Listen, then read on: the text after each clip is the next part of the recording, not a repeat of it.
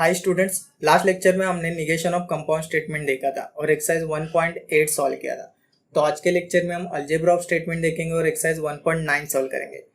But आज का lecture start करने से पहले एक्सरसाइज 1.8 की कंसेप्ट फिर से रिवाइज करो। अगर आपने वो लेक्चर नहीं देखा है तो पहले वो लेक्चर जाके देखो, उसकी लिंक मैंने डिस्क्रिप्शन में दे के रखी है, तो वहाँ पे जाके वो लेक्चर देख सकते हो।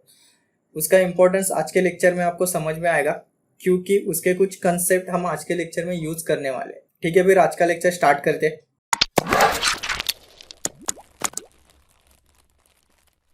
तो स्टूडेंट, अलजेब्रा ऑफ स्टेटमेंट, इसमें कुछ लॉज है वो आपको याद करने होंगे।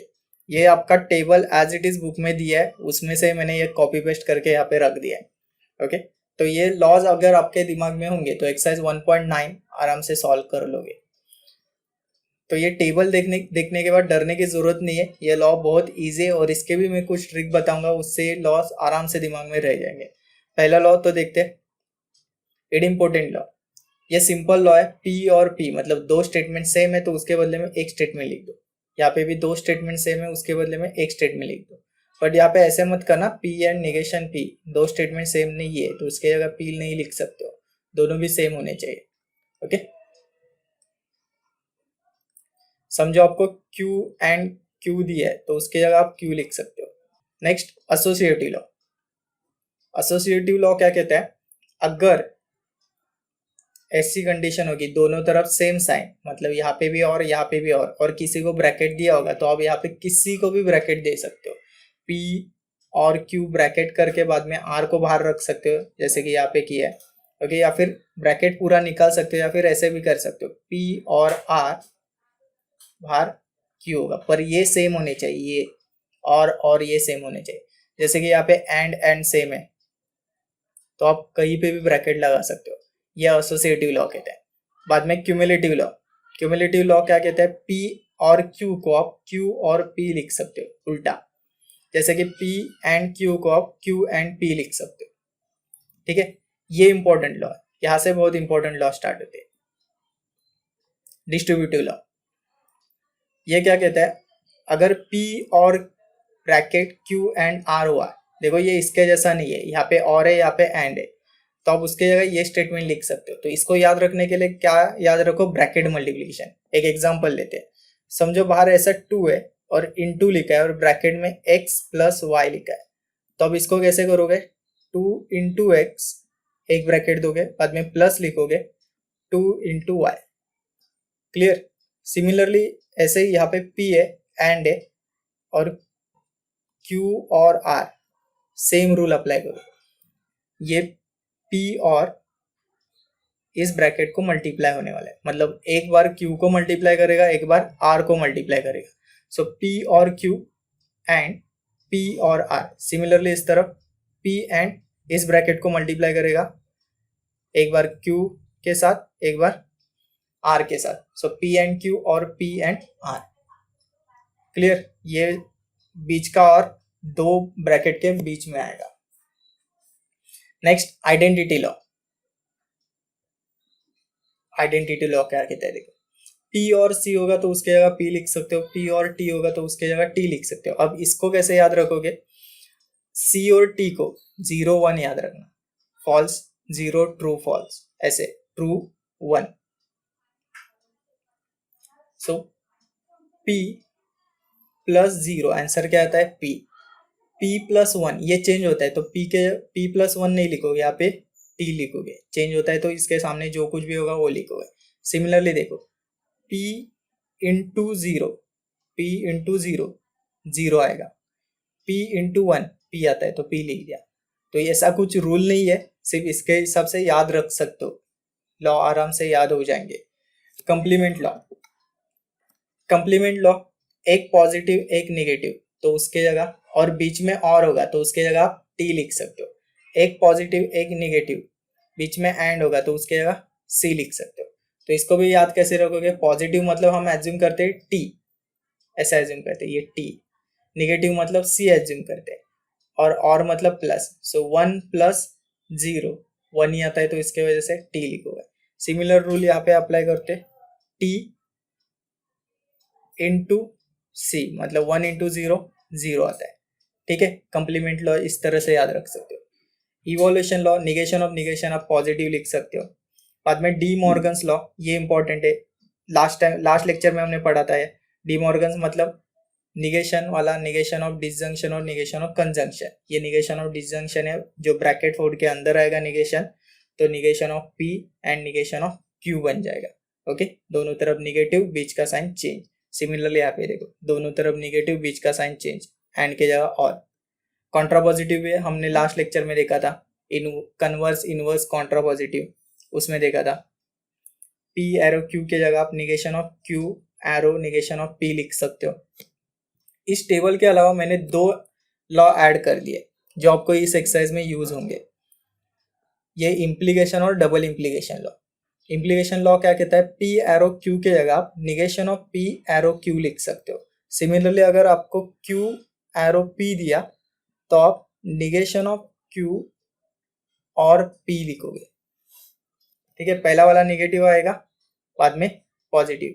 ये निगेशन ऑफ इम्प्लीकेशन नहीं है, ये सिंपल इम्प्लीकेशन है, इसके बाद निगेशन नहीं लिखा है मैंने, तो उसके लिए ये रूल लगेगा।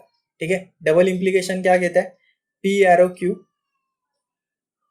एंड क्यू एरो पी, मतलब एक बार पी से क्यू तक एरो जाएगा और दूसरी बार क्यू से पी तक एरो जाएगा, ऐसे याद रख सकते हो। तो एक्सरसाइज 1.9 सॉल्व करते हैं।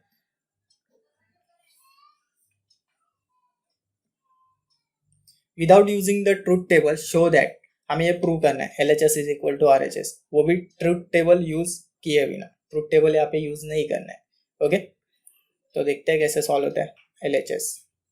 ये सब लॉ मैं आपके सामने रख देता हूँ साइड में, यूज होगा तब। P double arrow Q, okay, double arrow मतलब डबल इम्प्लीकेशन का लॉ यूज होगा, तो डबल इम्प्लीकेशन यहाँ पे देखो, ये क्या कहता है, P arrow Q and Q arrow P लिखना है। सो P arrow Q and Q arrow P लिख दिया। बाद में यहाँ पे क्या यूज होगा, इम्प्लीकेशन लॉ। इम्प्लीकेशन लॉ क्या कहता है, P एरो Q होगा तो पहला वाला नेगेटिव और सेकेंड वाला पॉजिटिव। यहाँ पे अप्लाई करते हैं, फर्स्ट वाला नेगेटिव और second as it is, and first वाला नेगेटिव और सेकेंड एज इट इज। समझा यहाँ पे कैसे यूज किया। अब ब्रैकेट मल्टीप्लीकेशन करते हैं। निगेशन ऑफ P इस पूरे ब्रैकेट के साथ मल्टीप्लाई होगा, बाद में Q इस पूरे ब्रैकेट के साथ मल्टीप्लाई होगा। तो निगेशन ऑफ P कैसे मल्टीप्लाई होगा, negation of P and this bracket लिखो, निगेशन ऑफ P एंड जो ब्रैकेट है एज इट इज, ये मल्टीप्लीकेशन हुआ, स्क्वायर ब्रैकेट देते हैं, बाद में साइन क्या है बीच में और। अब Q की बारी, Q मल्टीप्लाई होगा Q एंड ये bracket, Q and negation of Q और P। ठीक है, अब क्या यूज करेंगे, डिस्ट्रीब्यूटिव लॉ। डिस्ट्रीब्यूटिव लॉ क्या कहता है, ब्रैकेट मल्टीप्लीकेशन, ये वाला टर्म अंदर मल्टीप्लाई होगा दोनों को, इसको और इसको। चलो फिर ब्रैकेट मल्टीप्लीकेशन करते हैं, ये वाला टर्म अंदर मल्टीप्लाई होगा। So negation of P and negation of Q ऐसा हो जाएगा मल्टीप्लाई होने के बाद। सिमिलरली उसके बाद और आएगा, negation of P and P आ जाएगा, और ये भी ब्रैकेट मल्टीप्लीकेशन करो इसके साथ और इसके साथ, Q and negation of Q, multiplication खत्म। उसके बाद और Q एंड P। ठीक है, अब आगे क्या दिख रहा है मुझे, एक पॉजिटिव नेगेटिव दिख रहा है, एक पॉजिटिव नेगेटिव, एक पॉजिटिव नेगेटिव। तो पॉजिटिव नेगेटिव के लिए क्या रूल था, कंप्लीमेंट लॉ, एक पॉजिटिव एक नेगेटिव, एक पॉजिटिव नेगेटिव, अगर बीच में एंड होगा तो उसके जगह आप क्या लिखोगे, C लिखोगे। तो simply negation of P and negation of Q, और इसके जगह क्या लिखोगे, C। ये ट्रू, ये ट्रू, ये false, true into false, false आता है, तो इसके वजह से C लिख दिया। सिमिलरली यहाँ पे भी C और Q एंड P। अगर आपको इक्वेशन में इस पूरे स्टेटमेंट में CT दिखा तो आप आइडेंटिटी यूज कर सकते हो। आइडेंटिटी लॉ क्या है, P और C होगा तो उसकी जगह P लिखोगे, C को हमने 0 एज्यूम किया था तो 0 प्लस दिस, ये स्टेटमेंट एज इट इज आएगा, negation of P and negation of Q, और ये भी स्टेटमेंट एज इट इज आएगा, 0 प्लस दिस, ये स्टेटमेंट एज इट इज। तो ये प्रूव हुआ, सिर्फ आपको अरेंज करना है। ओके, अरेंज क्या करना है, इसको पहले लिखो P एंड Q, बाद में और negation of P and negation of Q, वो proof which is equal to LHS। अब इसमें छोटा सा एक एडिशन क्या करना है, आपको साइड में जो जो अपने लॉ यूज किए वो लिखने हैं। ओके, जैसे कि यहाँ पे आपने यूज किया डबल इम्प्लीकेशन लॉ, यहाँ पे आपने यूज किया इम्प्लीकेशन लॉ, ये यूज किया ब्रैकेट मल्टीप्लीकेशन मतलब डिस्ट्रीब्यूटिव लॉ, ये भी आपने डिस्ट्रीब्यूटिव यूज किया। ओके, डिस्ट्रीब्यूटिव के बाद एक पॉजिटिव एक नेगेटिव, तो यहाँ पे यूज किया आपने कॉम्प्लीमेंट लॉ। ओके, कॉम्प्लीमेंट के बाद ज्यादा से ज्यादा आइडेंटिटी यूज होता है, आइडेंटिटी लॉ।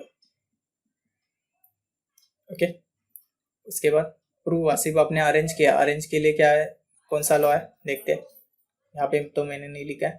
अरेंजमेंट के लिए कौन सा लॉ यूज किया था, क्यूमुलेटिव लॉ ना, ये देखो, मतलब उल्टा सुल्टा कुछ करोगे, एक को आगे एक को पीछे लिखोगे तो उसके लिए क्या, कौन सा लॉ यूज करोगे, क्यूमुलेटिव लॉ।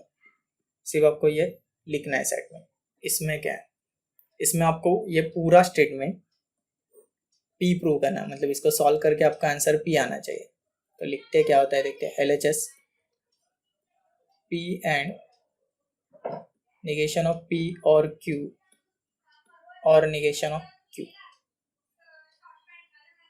दोनों तरफ और है, मतलब आप ब्रैकेट कहीं पे भी दे सकते हो। देखो ये दोनों सेम है तो इन दोनों को ब्रैकेट दे सकते हो, तो नेगेशन ऑफ P और Q और नेगेशन ऑफ Q ये लिख सकते हो। तो आपने यहाँ पे कौन सा लॉ यूज किया, ब्रैकेट चेंज वाला, कौन सा, एसोसिएटिव लॉ, ब्रैकेट चेंज वाला। ठीक है, ब्रैकेट चेंज करने के बाद आपको ये पता चल रहा है कि एक पॉजिटिव नेगेटिव आ रहा है और उन दोनों के बीच में और है, और मतलब T लिखोगे, ये ट्रू फॉल्स, T 1 + 0 1, तो सिंपल T। अब T आया, यहाँ पे कौन सा यूज किया आपने, एक पॉजिटिव नेगेटिव मतलब कंप्लीमेंट लॉ। ओके, अब T दिख रहा है मतलब आप आइडेंटिटी यूज करोगे, इसके अलावा कुछ नहीं यूज होगा, कंप्लीमेंट के बाद आइडेंटिटी ज्यादा यूज होगा। सो P एंड, देखो ये 1 है, 1 प्लस ये चेंज हो रहा है ना, 1 + P नहीं आ रहा है तो आप सिंपल क्या लिखोगे, T, ब्रैकेट की जरूरत नहीं है। ओके, फिर से T ये दिख रहा है मतलब आइडेंटिटी यूज करोगे आगे। ओके, 1 × P आता है, प्रूव हुआ, which is equal to RHS। इसमें आपको ये side P and Q prove करनी है। लिखते हैं पहले, LHS is equal to negation of bracket P and Q, negation of Q। आपको यहाँ पे नेगेशन ऑफ इम्प्लीकेशन दिख रहा है, नेगेशन ऑफ इम्प्लीकेशन, ये एक स्टेटमेंट है, ये एक स्टेटमेंट है, इम्प्लीकेशन आ रहा है और ब्रैकेट के बाहर नेगेशन दिख रहा है। तो नेगेशन ऑफ इम्प्लीकेशन ऐसे आता है ना, पहला वाला एज इट इज एंड करके सेकेंड वाले का निगेटिव, तो फर्स्ट वाला एज इट इज मतलब P and Q as it is, बाद में एंड करके सेकेंड वाले का निगेशन, नेगेशन ऑफ Q क्या हो जाएगा, Q।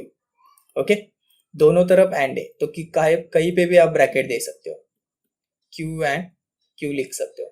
तो ये दोनों सेम है तो दो बार लिखने की जरूरत नहीं है, इसके जगह एक ही Q आएगा और ये प्रूव हुआ। RHS लॉ कौन से यूज किए पता चला, यहाँ पे आपने निगेशन ऑफ इम्प्लीकेशन यूज किया, ये कौन सा यूज किया, ब्रैकेट चेंज मतलब एसोसिएटिव लॉ, बाद में ये इडइम्पोर्टेंट फर्स्ट वाला बाद में प्रूव हुआ।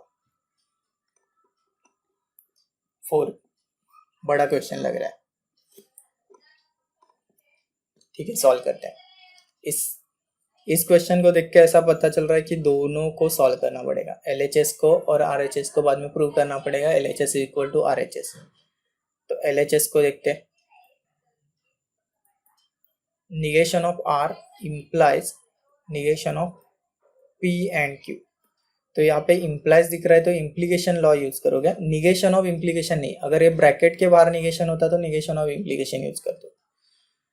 तो इम्प्लीकेशन का रूल, इम्प्लीकेशन रूल ऐसा है ना, P एरो Q के जगह आप फर्स्ट वाले को निगेटिव करोगे और लिख के सेकेंड वाला एज इट इज।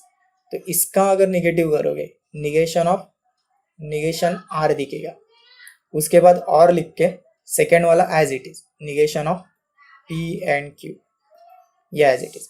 निगेशन ये पॉजिटिव बन जाएगा, सिंपल R लिखोगे और ये निगेशन अंदर मल्टीप्लाई करोगे, जरूरत है नहीं है, एज इट इज लिख दो बस। अब यही स्टेटमेंट आपको यहाँ पे प्रूव करना है, ये वाला पार्ट में RHS में। अगर प्रूव हुआ तो LHS is equal to RHS।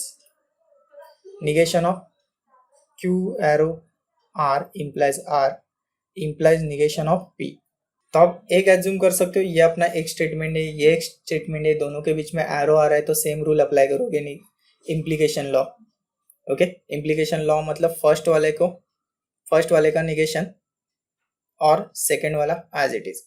इसका निगेशन करोगे मतलब negation of Q arrow R आ जाएगा, फर्स्ट वाले का निगेशन किया, बाद में और करके सेकेंड वाला as it is, negation of P।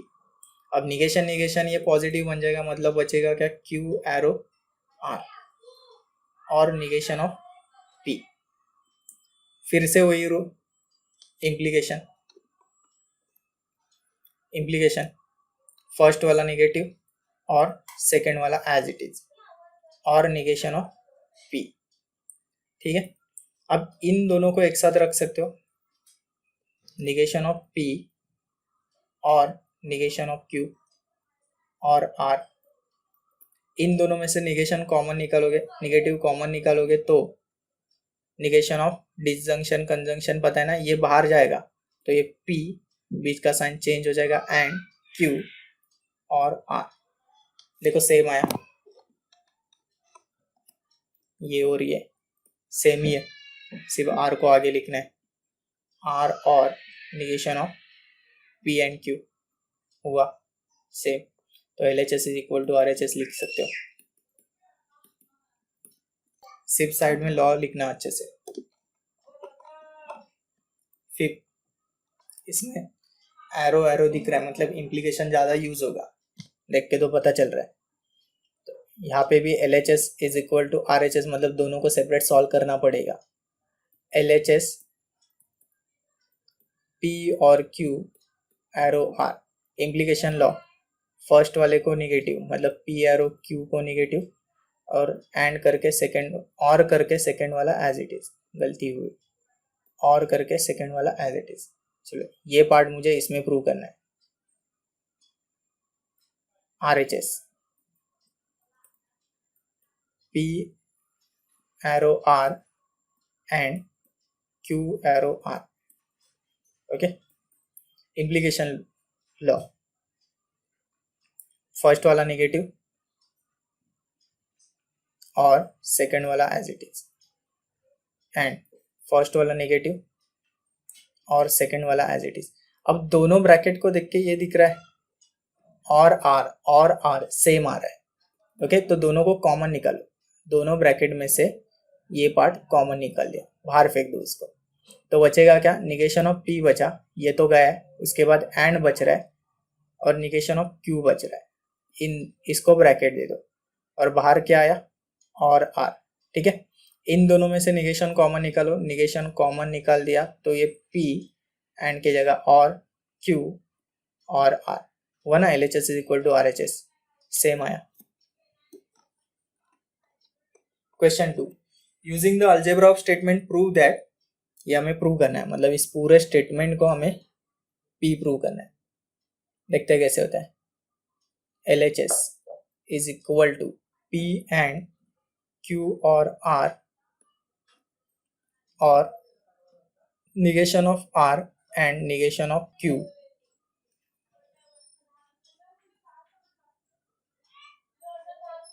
and P।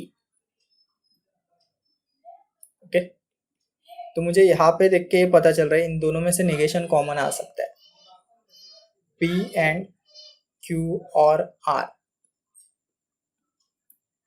इन दोनों में से निगेशन कॉमन रखो और Q को आगे लिखो, ये इसके जैसा बन जाएगा। फिर निगेशन कॉमन निकाला, Q को आगे लिख दिया, एंड की जगह और आ जाएगा R, थोड़ा बहुत इसके जैसा दिख रहा है, उसका यूज होगा आगे जाके, एंड P।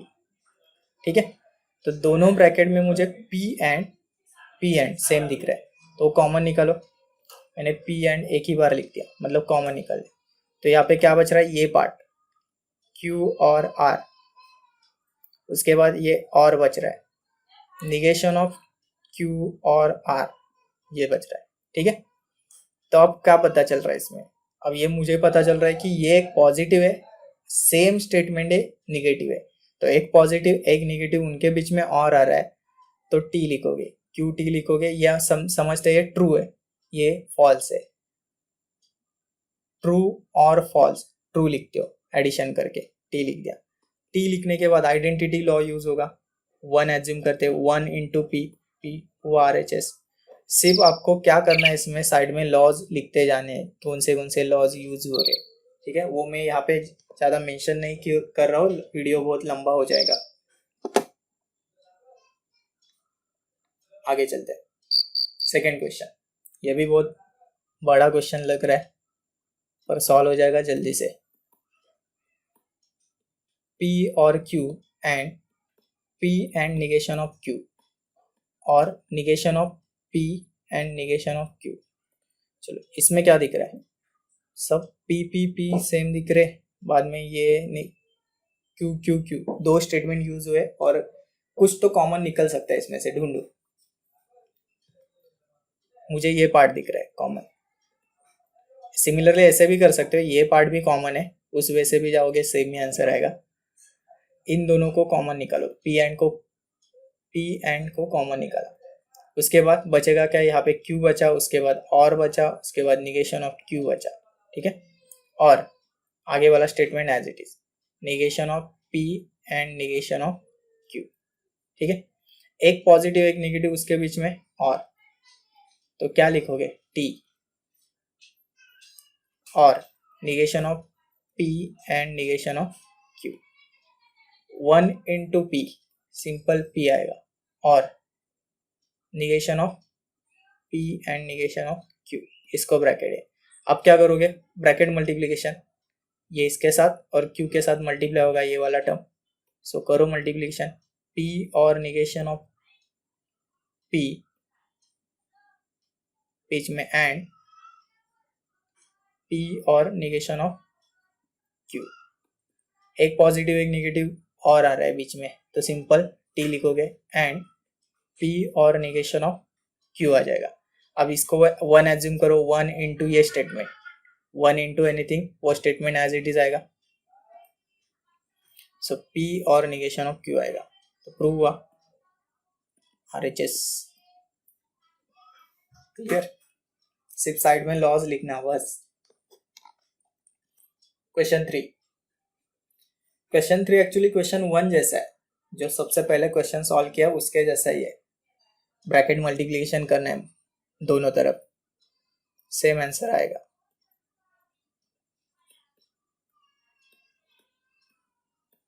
ठीक है, अब ये P Q दोनों भी इस ब्रैकेट को मल्टीप्लाई करते हैं, मतलब पहले P मल्टीप्लाई करोगे इस ये साइन लेके, बाद में Q मल्टीप्लाई करोगे ये साइन लेके।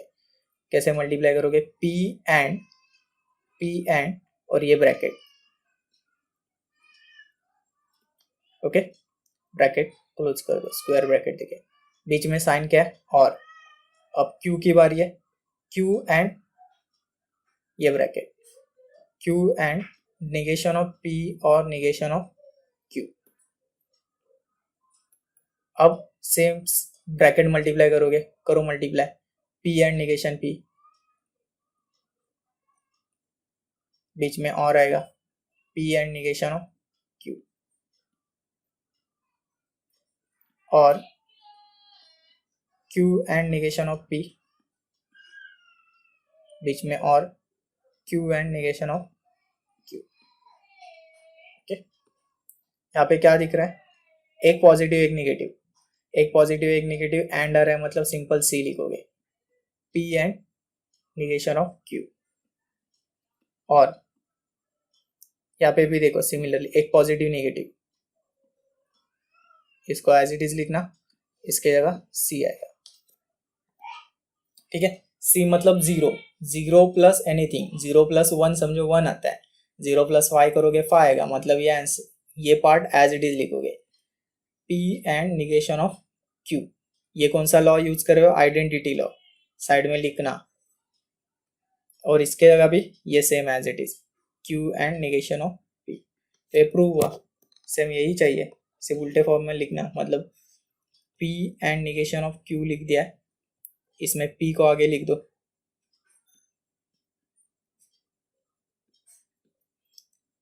उल्टा कर दिया, मतलब यहाँ पे कौन सा लॉ यूज होगा, क्यूमुलेटिव लॉ।